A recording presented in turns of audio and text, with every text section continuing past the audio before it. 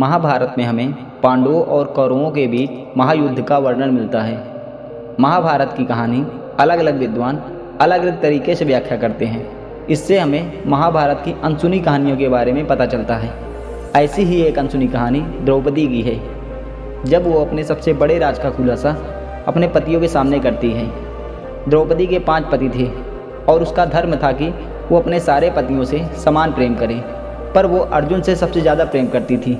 दूसरी तरफ अर्जुन द्रौपदी को उतना प्रेम नहीं दे पा रहे थे, क्योंकि वो श्री कृष्ण की बहन सुभद्रा से प्रेम करते थे। एक कथा के अनुसार पांडव जुए में अपना सारा राजपाट हारने के बाद 12 वर्ष तक वनवास में रहे। उसी 12 वर्ष के वनवास के दौरान द्रौपदी ने एक पेड़ पर जामुन का गुच्छा लटकते हुए देखा। द्रौपदी ने उस जामुन के गुच्छे को तोड़ दिया। द्रौपदी के ऐसा करते ही श्री कृष्ण ने द्रौपदी को बताया कि इसी फल से एक साधु अपना 12 वर्षों के उपवास को तोड़ने वाले थे, और अगर साधु को यह ज्ञात हो गया तो पांडव उसके क्रोध का शिकार हो जाएंगे। यह सुनकर पांडव श्री कृष्ण से मदद की गुहार लगाई।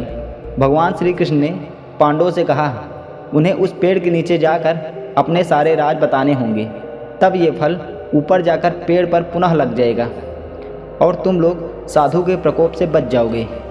सबसे पहले श्री कृष्ण ने युधिष्ठिर को पेड़ के नीचे बुलाया और युधिष्ठिर ने कहा, पांडवों के साथ जो कुछ भी हुआ है इसके पीछे द्रौपदी जिम्मेदार है। युधिष्ठिर के सच बोलने के बाद फल 2 फीट ऊपर आ गया। इसके बाद भीम की बारी आई।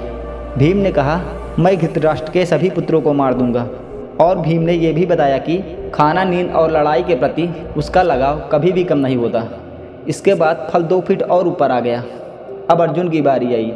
अर्जुन ने कहा, वो जब तक युद्ध में कर्ण को मार नहीं देते तब तक उनके जीवन का उद्देश्य पूर्ण नहीं होगा, और कर्ण को मारने के लिए वो कोई भी तकनीक अपनाने के लिए तैयार हैं, चाहे वो धर्म के विरुद्ध ही क्यों न हो। अर्जुन ने भी सब सच सच कह दिया। इसके बाद नकुल और सहदेव ने कुछ न छुपाते हुए सब सच कह दिया। अब द्रौपदी की बारी आई। द्रौपदी ने कहा कि मेरे 5 पति मेरी 5 ज्ञानेंद्रियाँ आँख, नाक, जीभ और शरीर की तरह हैं, पर मैं अपने पतियों के दुर्भाग्य का कारण हूँ। मैं शिक्षित होने के बावजूद भी बिना सोचे समझे किए गए कार्यों पर शर्मिंदा हूँ। लेकिन द्रौपदी के ये सब बोलने के बाद भी फल ऊपर नहीं आया। तब श्री कृष्ण ने कहा कि द्रौपदी कोई राह से छुपा रही है, इसलिए फल ऊपर नहीं आया। तब द्रौपदी ने अपने पतियों की तरफ देखते हुए कहा, मैं अपने 5 पतियों से प्रेम करती हूँ, पर मैं किसी छठे पुरुष यानी कर्ण से भी प्रेम करती हूँ।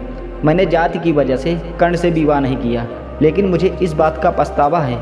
अगर मैंने कर्ण से विवाह किया होता तो मुझे इतना दर्द ना झेलना पड़ता। इतना बोलते ही फल पेड़ पर जा लगा। द्रौपदी का सच सुनने के बाद पांडवों को ये एहसास हुआ कि द्रौपदी के चीरहरण के वक्त जब वो उनकी रक्षा करने नहीं पहुँचे, तब द्रौपदी को उनकी सबसे ज़्यादा ज़रूरत थी।